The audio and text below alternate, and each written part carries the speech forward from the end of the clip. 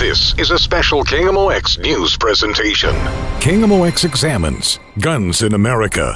Where do we go from here? On February 14th, it happened again. Oh my God! My daughter's with her friends right now, trapped in the closet. I heard what sounded like fireworks. One of our principals came on the intercom and said, please evacuate the building. Bodies all over the place, blood all over the place, laying on the floor. We were just running for our lives. There are fatalities that are involved. There's like a war zone here. It's a bad day for the school, for the students, for the parents. 14 students and 3 staff members at Marjorie Stoneham Douglas High School in Parkland, Florida, were gunned down by a 19-year-old former student armed with an AR-15 style assault weapon.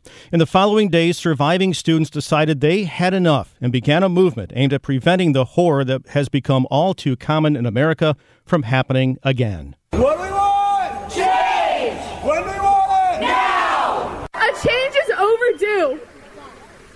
And we are the change. When children act like leaders and leaders act like children, you know something is about to change. And not tomorrow, the day after that, and the day after that, until we achieve the change that we want in this country. Never again should a tragedy of this caliber happen in this country. Never again. But what needs to change? And will it? I'm Brian Kelly, and joining me to talk about this issue are 4 experts in various fields. Here with me today are Ultimate Defense Firing Range and Training Center owner Paul Bastine, Jessica Risenhoover of the Moms Demand Action Group, Washington University School of Medicine psychiatrist Dr. Tahir Rahman, and the Superintendent of the Jennings School District, Dr. Art McCoy. Thank you all for being with me today.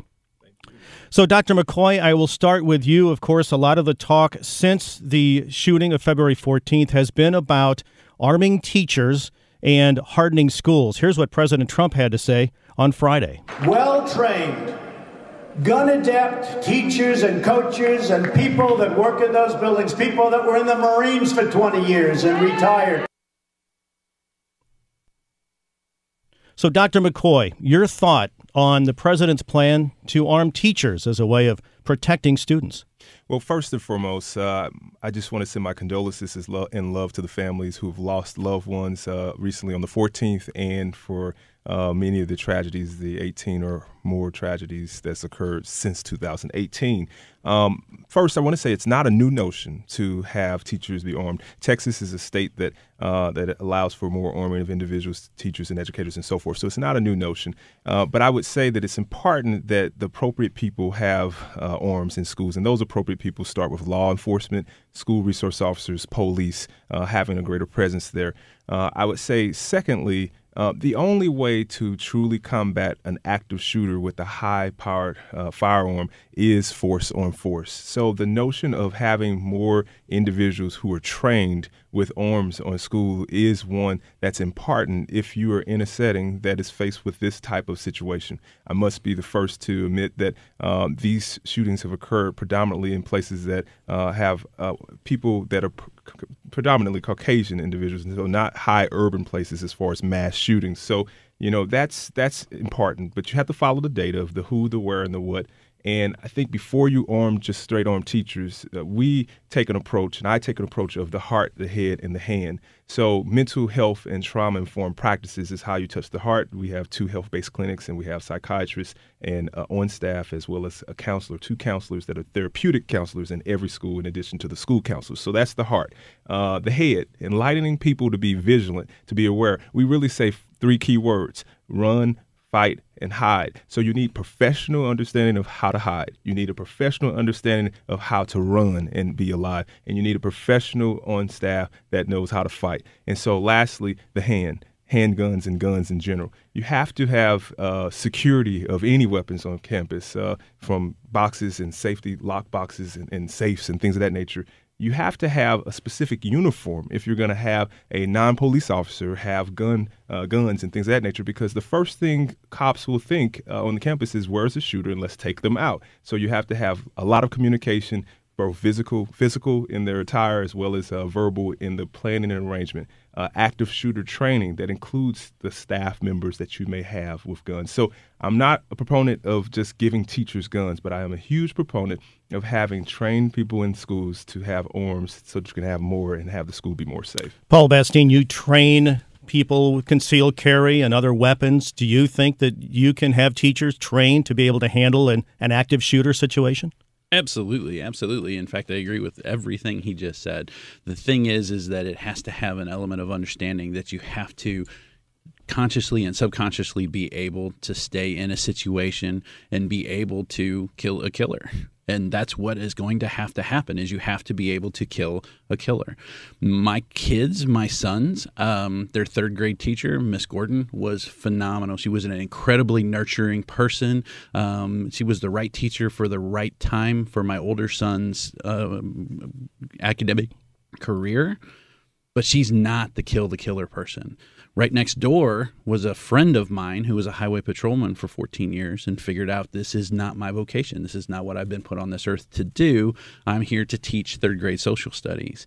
He's the guy that we need to have that has the ability to go out and find the shooter and stop it. In addition to owning Ultimate Defense, I was a police officer for 20 years, and we will do everything we can to burn the tires off the car, to drive as quickly as we can to get there, but it's still going to take 4 minutes. These active shooter responses are in 4 minutes, so most of the time they're over before we get there. Jessica Risenhoover, you're with Moms Demand Action. Do you agree that some teachers should be armed? We don't agree with that approach. And the reason for it, first of all, is the Parkland shooter never should have had the gun in the first place. So if he doesn't have a gun, you're not committing a shooting. So that's our first approach. The other thing, as well, is I served active duty Army. And I can tell you that we went through enormous amounts of training because what you have to get yourself over is the idea of killing another human being. I can tell you I love my children's teachers. I have a close relationship with many of them, and they have all told me they are not prepared. They do not want that responsibility. So why on earth are we going to force our teachers to undergo training to kill people, usually students? So we're going to put them in that position. We're going to train them to kill their students. They don't want that training. They don't want to take on that responsibility. The other question I have is, where is this money coming from? Right today, the Missouri legislature is passing a bill so that way city kids are going to be taking city buses instead of school buses. Why? Because the Missouri legislature has not been properly funding our schools. They've been taking the money out of the transportation budgets, which is why our rural school districts have been switching to 4-day school weeks. And now we don't even have the money for a school bus. And we're going to say we're going to take the money to pay for guns, increase our insurance, and then we are also going to take and send our teachers to boot camp so that way they can get over the mental acuity to kill a child. I just could never absolutely, as a taxpayer, I am not okay with this. I think Dr. McCoy and I were both making the point, though, it is a select individual who has that ability, and we are not going to send people who do not believe that they have this mental cognizance to be able to stop an active shooter. I have a school teacher that works for me as a trainer. He works in the school district, and he is prohibited from having any type of weapon to be able to defend the kids that he loves, the kids that he teaches. So, and as far as funding for where the firearms come from, I assure you and promise you, if this were a situation, the firearms community would be more than happy to generate whatever revenue would be required, because I have a 10-year-old, I have an 11-year-old in school. My 10 and 11-year-old have been carrying a body armor panel in their backpack since they were in kindergarten, because Dad's not always going to be there, and I wanted to have some layer of protection.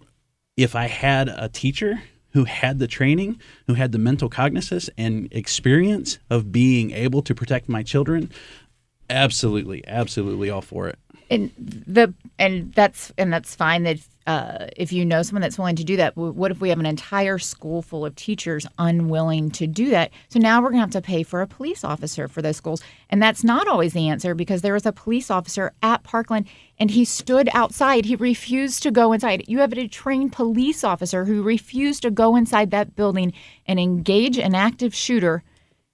But a student's going to suddenly do that. Exception to the rule, though. It just happened, though. Absolutely. But if you took our police officers, Columbine had a trained, armed officer on site. They exchanged fire with the shooters. They were absolutely ineffective and had to withdraw. Columbine's a different era. Columbine was an era to where we ended up setting up a perimeter around the school to try to contain it. And Columbine was a massive learning curve for all of law enforcement.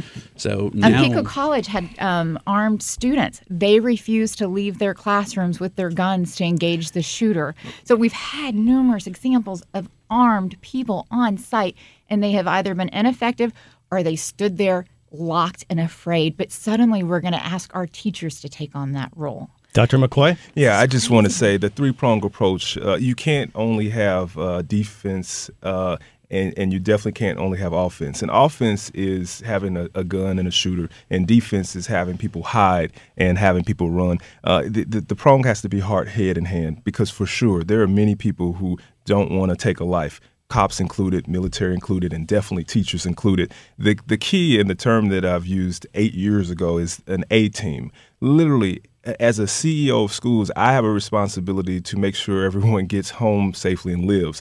And if I have some security officers in school systems that are only equipped with handcuffs and bubble gum, shame on the CEO, because they have a job directive to go home, to go take a bullet. But I have an imperative to say you have permission to go home alive if you go take this bullet. So, of course, bulletproof vests and then other equipment are important. But the issue is, as you pointed out, those who have the acumen and those who have the desire voluntarily, you can't scale anything like this where you say you're directed to have a gun. It has to be trained individuals who voluntarily put their lives on the line to make sure that every child and every adult goes home alive. Because if we're in a day and age where you have the threat of going home or not going home and being dead for your free right towards a public and appropriate education, I think government has a right to protect you to even come home alive. And the question is how to best do that. Another key issue in the wake of the Parkland shooting and all mass shootings, mental health. The president said he would strengthen background checks and look to increase mental health services. So we're going to be talking seriously about opening mental health institutions again. In some cases, reopening. If they see a person talking about, I want to grow up to be a serial killer, we need to have the power to take that person and bring them before mental health professionals at that particular time, involuntarily, and have them examined. We talk about that next on KMOX. This is a special KMOX news presentation. KMOX Examines Guns in America. Where do we go from here? This is Brian Kelly, and joining me here is Ultimate Defense Firing Range and Training Center owner Paul Bastine. From Moms Demand Action, Jessica Risenhoover. From the Washington University School of Medicine, psychiatrist Dr. Tahir Rahman. And the superintendent of the Jennings School District, Dr. Art McCoy. Mental health has been an issue in many of the mass shootings, if not all of them, and in Parkland in particular because of the history of the shooter. Doctor, I'm going to start with you here. Dr. Tahir Rahman, what do you think about the focus on mental health and the possibility that that could be a key to preventing such mass shootings?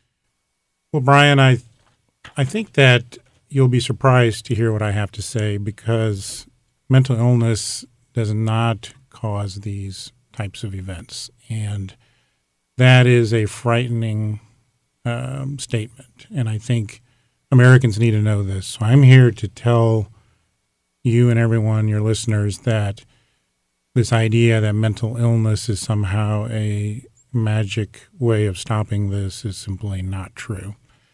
And the studies that we've done on mass shootings here at WashU, I've written a paper on the science behind this, the behavioral science behind it. And you have to remember, psychiatry is traditionally grouping disorders by symptoms, so depression, psychotic illnesses like schizophrenia, etc. These perpetrators of these heinous events do not fit in those categories, and that's a big problem for identifying future and trying to predict future violent acts. When you have a case like we had in Parkland where the shooter was known to have mental issues, what could have been done differently along the way to prevent this, to help prevent this? Well, I want to talk a little bit about the motives behind them. So if you Google a term that I've written about called extreme overvalued beliefs, You can read about rigidly held extreme beliefs that people who commit these crimes, these mass shootings, often have. Anders Breivik in Norway, you may recall, killed 72 young people. He was anti-immigrant. He had very right-winged, racist views that appeared to be on surface psychotic, but they weren't. And in the end of that story, it turns out that he really just had extreme, overvalued beliefs. And that is the motive behind the majority of these killings. And how do people develop extreme, overvalued beliefs? Well, I think that's frightening too, because it can happen online on social media. There are almost cult-like movements with ISIS, Al-Qaeda, right-winged extremists, white supremacists. There's even left-wing extremists out there, and pro-environmental terrorists, anti-abortion terrorists. And so if any person is sitting in their basement watching extreme content and there may be an environmental overlay around that belief that then provokes that person, the myth is that somehow people go berserk and overnight become a mass shooter or a rampage killer, and that's not what happens. These are things that are actually refined through time. These are beliefs that slowly grow more dominant, more resistant to change, and you can't identify that just by looking at a person. It's something that is much more difficult to predict than that. And what about the possible treatments? I know that mental health funding has been cut in recent years, over the years, and the president talked about reopening mental hospitals and trying to get more institutions to put these people who might be dangerous in. What are your thoughts on that? My thoughts on that are mentally ill people are not dangerous. Mentally ill people tend to actually be safe people. A small number of them can be predisposed to violence. I treat patients with psychosis, bipolar disorder, depression, schizophrenia every day in my job. It's very rare that I'm afraid that one of them is going to go out and hurt anyone. That's just simply not the case. And to stigmatize them that way actually is hurting the person and may not allow them to come get treatment, because if they're stigmatized as being a dangerous person, they may not want to come seek help from us. Dr. McCoy, as dispelling this myth is extremely important, Brian. Dr. McCoy, as a superintendent, somebody who's in the schools, have you run into students who you might have heard about or see who you think maybe they could be a danger, and what do you do in that case? Well, I've served over 1 million students from coast to coast before, and I just had to say, let me start with the profession of psychiatry has evolved over time, because the creation of schizophrenia and other type diseases with the DSM-1 going back to now, we're in 4th now, did have a lot of tendencies of 5 now, thank you. We had a lot of tendencies of violence because there was cultural bias within how to identify those individuals, and it happened to be individuals that weren't the mainstream. And I do think that you can't, well, we assess homicidal, suicidal assessments. We have agencies come to do assessments. In our 2 clinics, we have physicians on staff to do a quick screening, and you're able to tell those who are ready to harm themselves versus those who are ready to harm someone else. The other piece that you have to look at is suicide rates. For centuries, white males have been at the top of the list of suicide from the ages of 12 to 18 among the pediatric journals, and for a variety of reasons, through the primary method of gunshots to themselves. Just as of 2 years ago, African-American males are now at the top of that list in that age range with the primary method of death of suffocation. And there are a lot of reasons behind it, but basically the breakdown of the family, the breakdown of internal mechanisms to deal, the breakdown of church and faith and so forth within the communities.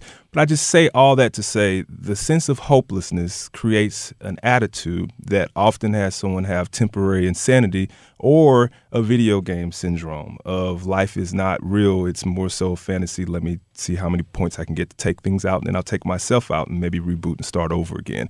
And those are the kind of fantasy type ideas that are permeated by real simulations every day of an Xbox or of an iPhone game or of a sense of total hopelessness and despondency that we see with children across America, as pointed out by suicide rates and suicide assessments from my experience.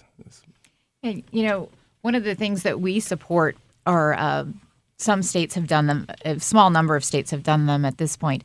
They're called temporary protective orders. And essentially, if you know that somebody in your family is, let's say, experiencing a mental health issue at that time, like perhaps they're going through a divorce and are depressed, you can petition the courts to just temporarily remove guns from them. And then it just gives them time to receive treatment. So that way they're less likely to commit suicide because, of course, unless I'm wrong, that's played. I'm so the glad mental that you health brought would up say suicide, that up. because suicide is a big problem with firearm access, and so Absolutely. more people die that way than from homicides or mass shootings. Yeah, Rolla is currently having a problem. They've been having a rash of students committing suicide with guns, and so we have to address. I think when we talk about mental health, that we have to address it from that way. That these are not dangerous people who are going to go out to the community and kill our children. These are people who are experiencing perhaps a temporary crisis and are actually more likely to kill themselves. And in any way that we can reduce the gun violence rate, I am all on board with, because you know what? I'm just as devastated by 17 people committing suicide with a gun as I am by 17 students committing suicide. That's just as devastating to me. I love those people just as much. I will tell you from a firearm aspect in the schools, I just wanted to mention from the first segment that putting more guns in the school is increasing the probability of accidents and harm done. So if there's 100 kids in a room and there's 5 guns in the room, it makes sense that if there's 20 guns in the room, the chances of something going wrong are greater. You can take safety precautions and all those things, but we know from studies that more guns equals more deaths. And that's from a perspective of someone who has been on over 100 suicide scenes, I can tell you from not only active completed suicides, but attempted failure suicide, the gun is not the problem. The gun is not the reason they're committing suicide. If the gun's not part of the equation, the suicidal thoughts are still prevalent. They're still relevant. As far as the active shooter in just a layman's study, when we look at these people, we see a repeated pattern of conflict, the inability to do conflict resolution. And with that inability to do conflict resolution builds this whole feeling of resentment towards individuals, towards the world itself. And then, again, just studying the active shooter and then studying the microcosm of the people we dealt with in my own department, it gets to a point where it explodes. They don't have any ability to handle it at any point anymore, and they strike back out at the world. And the unfortunate thing is that I think society itself wants to blame the tool rather than take some responsibility, because as a society we have some responsibility for these active shooter situations. When we take murder and dismemberment and horrid type environments and we present that to children as entertainment, as in the movie Saw or Call of Duty or even John Wick. John Wick was a movie based upon a guy gaining vengeance through violence for a dog. And so people see that conflict resolution is no longer justice. The world can't help me. I have to take vengeance and do it myself. Up next, we're going to talk about Sam Zeif, a student at Stoneman Douglas, survived the tragedy there, but his best friend did not. I don't understand why I could still go in a store and buy a weapon of war, an AR. That is a valid position to hold, but my colleagues do not support banning every semi-automatic rifle sold in America. An AK-47 and an AR-15 is not for hunting, it's for killing. That's next on KMOX. This is a special KMOX news presentation. KMOX Examines Guns in America. Where do we go from here? As we continue, again, this is Brian Kelly, and I'm joined today by Ultimate Defense Firing Range and Training Center owner Paul Bastine, Jessica Risenhoover of the Moms Demand Action organization, from the Washington University School of Medicine, psychiatrist Dr. Tahir Rahman, and Jennings School District Superintendent Dr. Art McCoy. This has come up already, and it comes up every time we have a shooting like we did in Parkland, and that is gun control. We'll start this time with Jessica from Moms Demand Action. I presume that is one thing that you as a mom is demanding. Yes, it absolutely is. And here's the thing. We want common sense gun laws. We support the Second Amendment. We're not trying to take guns away from anyone. We as a group have not had as part of our platform any type of gun bans. What we talk about are common sense regulations. So you mentioned the tool previously. The tool is a gun in gun violence, and but we're not talking about banning those. What we're talking about are doing criminal background checks on people. We're talking about doing mental health screenings on people.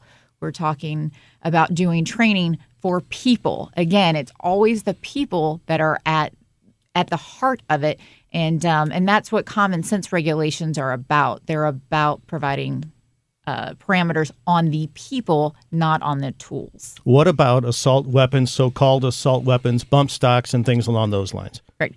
So when we're looking at the overall numbers of gun violence, so there are over 100,000 people who are killed and injured every year from gun violence. And so the AR-15s are absolutely devastating in these mass shooter situations. But the reality is when you're looking at that total 100,000 number, it's actually a small fraction. So we have traditionally not supported bans on those simply because there's just so many other areas that could focus on. We've put our focus on closing the criminal background check loophole, which completely exists. You can go and buy a gun through a private seller that's not a licensed dealer, and you do not have to go through a background check. That should be closed. There's also the Charleston shooter loophole, which says that if the FBI has not completed that background check in 3 days, that they can go ahead and let you take the gun, which is how the Charleston shooter got his gun, and then he went and killed a church full of people. There's also a domestic violence loophole, which our dating situation has changed in the United States. We're all getting married later. So for domestic violence, we allow people to continue to own guns that have committed domestic violence. It's just that it wasn't, they were a boyfriend, they weren't married. So, or they didn't have a child together. So we have to close that loophole. And then we actually have to have a means of taking guns away from people who have been convicted of domestic violence. Right now, it's like on the, it's like on the honor system that you've done it, and we have no mechanism for removing those guns. So again, those are regulations that we support on people, not on the tools. Paul, what do you think of those from Jessica? Jessica, it's great to hear you talk about it being the tool and that people take responsibility for their own actions, because that is where the gun lobbyist is taking action from. I think the gun debate that's in the media so much so is whether there's a need for these guns in society or not, and need is not the right word. But is there? Well, need itself, I have a pair of dress shoes, I have a pair of workout shoes, I have a pair of basketball shoes. How many shoes do I need? So you can define how many I need is relative. Purpose, and I think that's what we're trying to establish, is do they have a purpose in today's society? And just like Jessica said, the crime ratio of what happens with AR-15s and assault weapons are so minute now, not to take away what just happened, but in the whole scheme of things, less than 150 deaths last year. The pharmaceuticals, which in my law enforcement career, again, I worked over probably 400 pharmaceutical overdose deaths. We have over 15,000 pharmaceutical deaths in a year's time. Those are pills that they were not supposed to have. They weren't prescribed to them, but they got access to them anyway.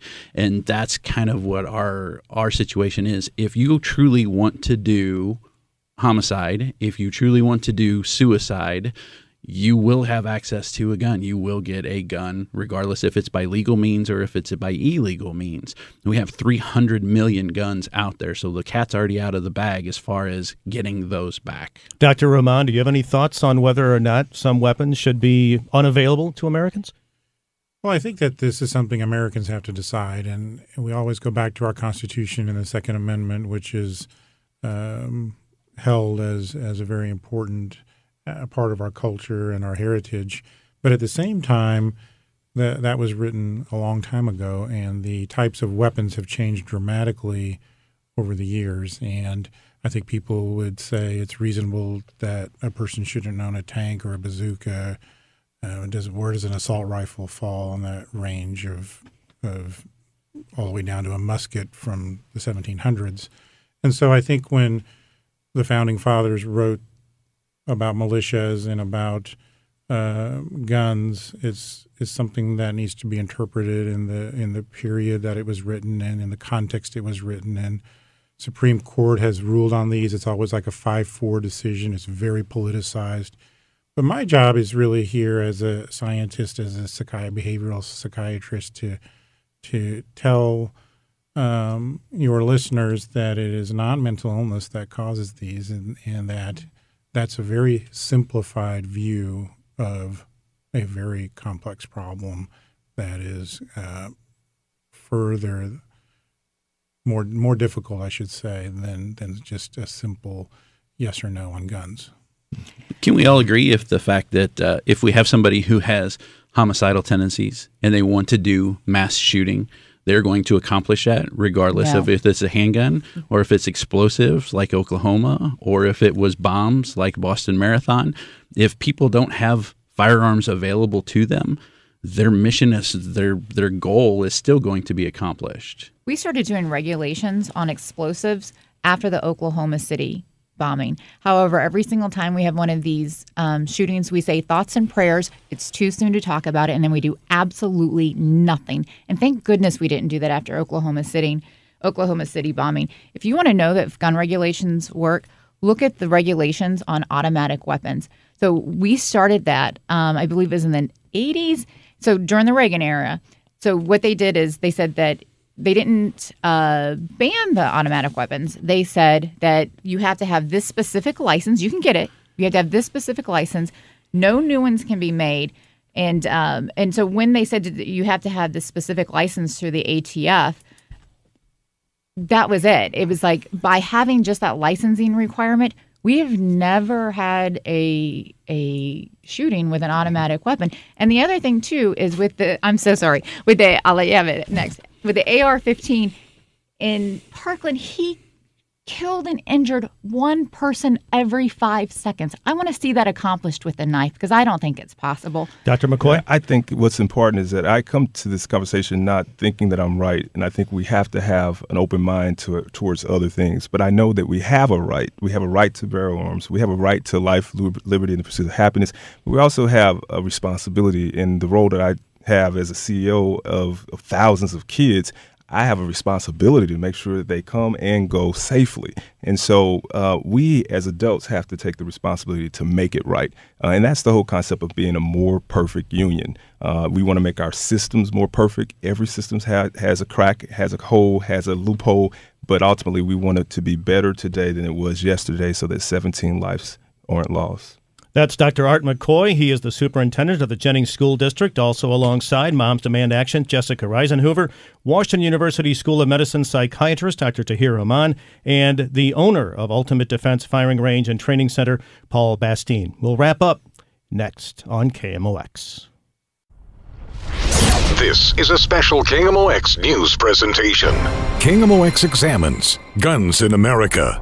Where do we go from here? As we wrap up with Ultimate Defense Firing Range and Training Center owner Paul Bastine, Jennings School District Superintendent Dr. Art McCoy, Moms Demand Action's Jessica Risenhoover, and Washington University School of Medicine psychiatrist Dr. Tahir Rahman, I want to give all of you a chance to give us your final thoughts on this. I know they're not final because we have a long way to go on this issue, but things have changed since February 14th. Paul, what needs to be changed, and do you think it will happen?